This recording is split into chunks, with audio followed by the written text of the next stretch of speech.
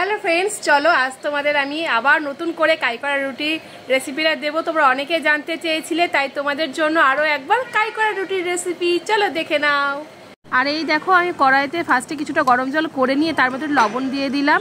তোমরা তোমাদের কোয়ান্টিটির মতো সেই মতো জল নেবে আর সেই মতো রুটিটা করবে আর কি।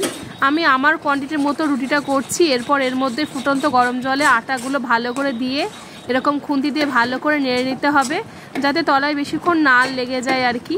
ঠিক আছে, ভালো করে এরকম করে নেড়ে নিয়ে তারপরে সেটাকে ভালো করে মেখে নিতে হবে। আর এই গরম গরম অবস্থাতে মেখে নেওয়াটাই ভালো, না হলে পরে মাখলে না শক্ত হয়ে যায়। আর এই দেখো, এখানে আমি ভালো করে ডলে নিচ্ছি। আর এই মানে এই রুটিটা ভালো করে এরকম করে না ডললে না ফাটা ফাটা হয়ে যাবে চারপাশটা। আমার মতো দেখো, আমি যেরকম করে ডলেছি মানে গাটা প্লেন থাকবে আর চারপাশগুলোও ঠিকঠাক থাকবে, ফেটে যাবে না।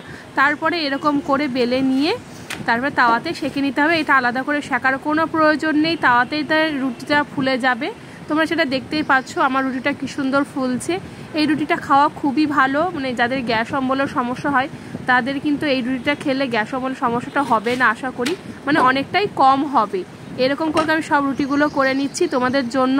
তোমরা অনেকে জানতে চেয়েছিলে, তাই তোমাদের জন্য আরও একবার আমি কাই করা রুটির রেসিপিটা দিয়ে নিলাম। মানে সবটাই মানে ডিটেলসে দিয়ে দিয়েছি, বলে দিলাম। ঠিক আছে, তোমরা এবার ট্রাই করে জানিও আমাকে তোমরা কে কে ট্রাই করলে বাড়িতে। চলো, আর আমার ভিডিওটা কেমন লাগলো সেটাও কিন্তু জানিও। চলো, এখনকার মতো ভিডিওটা এখানেই শেষ করছি।